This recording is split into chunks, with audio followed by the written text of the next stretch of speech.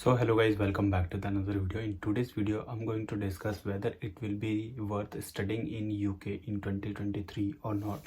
So I'm going to share some of my opinions, some of my experience. Based on that I'm going to make this video. Some of the student would be agree with it or some of not. Make sure you take the responsibility of your decision whatever you make, whether to come in the UK or not in 2023. So the course you are going to study or the study you are selecting to come in the UK, so जो भी आप study choose करोगे it should be based on your interest only rather than कि आपको किसी agent ने या किसी भी यूनिवर्सिटी ने कोई से भी कोर्स चिपका दिया. rather than make your decision why you want to study this course, क्यों करना है क्यों नहीं करना है उसके पीछे. और हाँ, इसमें मेरे एक्सपीरियंस के अकॉर्डिंग अगर आप ज़्यादा हार्ड कोर्स नहीं लेते हो, हार्ड यानी ये कि डिफ़िकल्ट कोर्स अगर नहीं लेते हो तो थोड़ा सा आपको ईजी हो जाएगा यूके में, बिकॉज यहाँ का थोड़ा सा स्टडी पैटर्न थोड़ा सा डिफिकल्ट पड़ता है लोगों को पढ़ने के लिए. बाकी इतना डिफिकल्ट नहीं है, बट हाँ अगर आप थोड़ा सा वीक हो या स्टडीज़ वगैरह में ज़्यादा इंटरेस्टेड नहीं हो तो मेक श्योर कि आप थोड़ा सा ईजी कोर्स लो, ताकि जो आपका स्टडीज़ और एकेडमिक में ज़्यादा आपको स्ट्रेस लेने की ज़रूरत ना पड़े और पार्ट टाइम वगैरह आप करके थोड़े बहुत पैसे और अर्निंग, क्योंकि मेन जो पर्पस होता है मोस्ट स्टूडेंट्स का, that is the only reason to earn the money, right. तो नेक्स्ट पॉइंट है कि चेंज इन द कोर्स.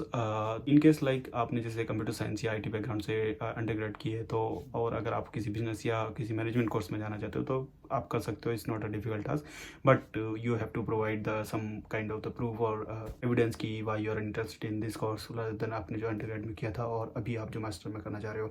और सेम अप्लाइज टू कि अगर आप 12th करके आए हो और आप कोई सा भी कोर्स करना चाहते हो तो उसमें कुछ एविडेंस या प्रूफ आपको या फिर आपका इंटरेस्ट शो करना पड़ता है, जो कि स्टेटमेंट ऑफ पर्पस वगैरह, तो उसमें आपको इंटरेस्ट वगैरह शो करना पड़ता है. तो मेक श्योर कि उस टाइप का डॉक्यूमेंट आप बना के अपना इंटरेस्ट वगैरह शो कर पाओ. तो देखो मास्टर्स या बैचलर्स के लिए आना चाहिए तो यार मेरे ख्याल से देखो आपके ऊपर डिपेंड करेगा कि आप कौन सा आप अपनी कौन सी स्टडीज़ के लिए आ रहे हो, क्योंकि हर पर्सन की अपनी अपनी सिचुएशन है, अपनी अपनी डिफिकल्टीज़ हैं. तो no one is able to suggest कि आपको मास्टर्स के लिए आना चाहिए या नहीं आना चाहिए या अंडरग्रेड के लिए आना चाहिए या नहीं. बट एक पॉइंट मैं कह सकता हूँ कि देखो यहाँ पे यूके जो मार्केट है वो एक्सपीरियंस बेस्ड मार्केट है. बट इंडिया या अपनी होम कंट्री में अगर आप एक्सपीरियंस लेने के पर्पज़ से सोच रहे हो कि सपोज करो जैसे आप अभी 12th पास आउट हुए हो और आप सोच रहे हो कि स्टडी पर्पज़ से स्टडी अब्रॉड जाया जाए, बट उसमें बहुत लोग बोलते हैं कि आप अंडरग्रेड अपनी होम कंट्री से करो और मास्टर्स के लिए आओ, क्योंकि मास्टर्स ये है यूके में 1 साल की होती है. But in my point of view अगर आप अंडरग्रेड करने के लिए यूके में आ रहे हो ना, तो भाई वो भी वर्थ होगा. मेरा पॉइंट ऑफ व्यू ये है कि मैंने अंडरग्रेड के बाद 3-4 साल अपनी होम कंट्री जो कि इंडिया में वर्क एक्सपीरियंस लिया. After that I came to UK और यहाँ पे 1 ईयर की मास्टर कर रहा हूँ.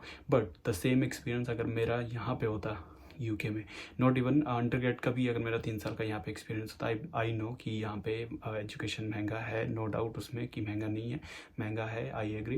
बट द सेम एक्सपीरियंस जो आप अंडरग्रेड में 1 ईयर 2 ईयर और 3 ईयर्स की डिग्री करोगे उसमें और इंडिया की 3 ईयर्स की डिग्री में आपको ज़मीन आसमान का अंतर हो जाएगा, क्योंकि आप अंडरग्रेड जो कर रहे हो ये यूके में कर रहे हो, आपको पार्ट टाइम करने का तरीका हो पता लग जाएगा, कैसे यूके में सर्वाइव करना है, survival skill, time management skill, काफ़ी सारी स्किल्स आपको आ जाएगी, कम्युनिकेशन स्किल आपकी इंप्रूव हो जाएगी. तो it depends person to person, क्योंकि मेरे ख्याल से अंडरग्रेड करना भी वर्थ होगा अगर आपकी फैमिली आपको सपोर्ट कर देती है या आपके फाइनेंशियल्स ठीक हैं. तो मेक श्योर कि आप भाई 12th के बाद ही बाहर चले जाओ तो भी कोई बुरा डिसीजन नहीं रहेगा. हाँ, बट इसमें आपकी इंटेंशन सही होनी चाहिए भाई, और आपको मतलब सही तरीके पता होने चाहिए कि कैसे आगे बढ़ना है, और स्टडी तो भाई आपको करनी है यहाँ पे. मतलब मेरे ख्याल से तो वर्ती होगा अगर आप अंडरग्रेड के लिए भी आते हो. मास्टर्स तो आपको पता ही है कि 1 ईयर की है और उसमें आप पार्ट टाइम वगैरह करके भी अपना फीस वगैरह निकाल लेते हो, ऐसा मैंने सुना है. But during the term time बहुत डिफिकल्ट है अंडरग्रेड में और मास्टर्स में भी. फिर बात आती है पार्ट टाइम जॉब्स की, तो part time jobs are equal to everyone. मेरे ख्याल से अंडरग्रेड और मास्टर्स बहुत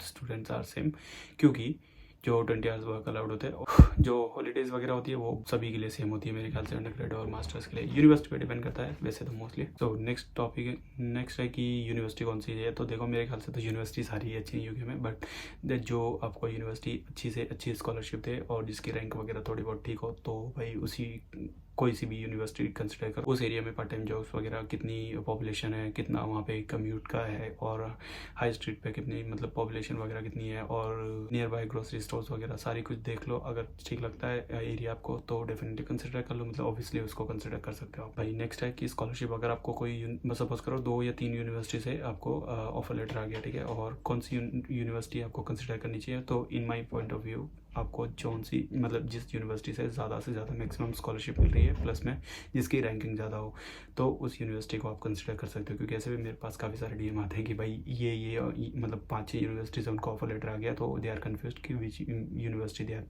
to select. So in my point of view, the university giving you the best scholarship plus में जिनकी रैंकिंग अच्छी है, go for that. So ये point I don't think so कि we should consider, because academic fees for masters obviously 1 साल की है तो कम ही होती है, और 3 years की अंडरग्रेड है तो भाई ज़्यादा ही तो होती है। लेकिन do consider that point as well कि आप 3 साल का अंडरग्रेड इंडिया में या अपनी होम कंट्री में करोगे और यूके में करोगे, it will be worth doing the master or undergrad in UK. In my point of view, it could depend person to person. Next है PSW के लिए, तो भाई आई बिलीव कि PSW का अभी तो कोई सीन चेंज हुआ नहीं है, ना ही कोई वीज़ा रिस्ट्रिक्शंस आई हैं किसी भी स्टूडेंट पे, बट अभी तक till now there is no visa restriction for the PSW or the graduate tourist scheme visa, but maybe कभी नेक्स्ट ईयर या नेक्स्ट टू नेक्स्ट ईयर कभी बंद हो तो कोई उसका पता नहीं है। तो अभी तक तो कोई चेंजेस नहीं हुआ, और आपको भी पता है कि अंडरग्रेड और मास्टर दोनों के लिए 2 years का ही PSW होता है, प्लस में 3 साल के लिए होता है, PhD स्टूडेंट्स के लिए होता है 3 years का। सो इसमें तो कोई चेंजेस है नहीं अभी तक के लिए, वीज़ा रिस्ट्रिक्शंस वगैरह कुछ भी नहीं है, तो सेम ही है मास्टर्स और अंडरग्रेड स्टूडेंट के लिए। तो नेक्स्ट है कि प्लेसमेंट ईयर के साथ आने चाहिए या फिर विदाउट प्लेसमेंट आने चाहिए। सो देखो, प्लेसमेंट ईयर में मेरे ख्याल से यहाँ पे यूनिवर्सिटी में वैसे कोई प्लेसमेंट होता नहीं है, यूनिवर्सिटी के थ्रू कोई भी प्लेसमेंट नहीं होता है, बट अगर यूनिवर्सिटी जो है हेल्प करती है आपको टू फाइंड द स्पॉन्सर या आपको वर्क वगैरह में हेल्प करती है, मेरे ख्याल से नेक्स्ट आपके प्लेसमेंट ईयर में वो यूनिवर्सिटी आपको मतलब गाइड या वैसे प्रोवाइड करती है गाइडेंस वगैरह, लेकिन आपको जॉब लगवा के देगी, that is not the guaranteed, but हाँ आपको थोड़ी सी हेल्प या सपोर्ट मिलता है यूनिवर्सिटी की तरफ से in order to find the job. तो जिन लोगों के पास एक्सपीरियंस नहीं है, जिन लोगों के पास जिनको लगता है कि आपको स्किल्स डेवलप करने में थोड़ा सा टाइम लगेगा, तो आप प्लेसमेंट ईयर के साथ जा सकते हो। अदरवाइज प्लेसमेंट ईयर के लिए जाना मैंडेटरी या नेसेसरी नहीं है। जिन लोगों के पास 3 से 4 या उससे ज़्यादा एक्सपीरियंस है, मतलब वर्किंग एक्सपीरियंस है, तो उन लोगों के लिए तो डेफिनेटली कोई वर्थ नहीं रहेगा प्लेसमेंट ईयर। बट जिन लोगों को एक्सपीरियंस नहीं है, जो एज अ फ्रेशर आ रहे हैं, वो definitely go with the placement year. मुझे भी इतना आइडिया नहीं है कि मतलब प्लेसमेंट ईयर में होता क्या है एक्चुअल में, बट अभी तक जितने मैंने लोगों से डिस्कस किया है वो यही बता रहे हैं कि अभी जो है यूनिवर्सिटी जो है सपोर्ट करती है in order to find the jobs. तो यही है ये सब था आज की वीडियो में। डू कंसिडर माई पॉइंट्स, क्योंकि जो मैंने बोला है वो अपने पॉइंट ऑफ व्यू और मेरा ओपिनियन प्लस में मेरा पर्सनल एक्सपीरियंस है। It could depends on person to person, और before making any kind of the decision make sure कि आप उसके डिसीजन की रिस्पॉन्सिबिलिटी लो। So that's it for the video. मिलते हैं किसी और वीडियो में, तब तक के लिए bye bye. To will it in you arrange many things and कि अपना फिर नेक्स्ट है कि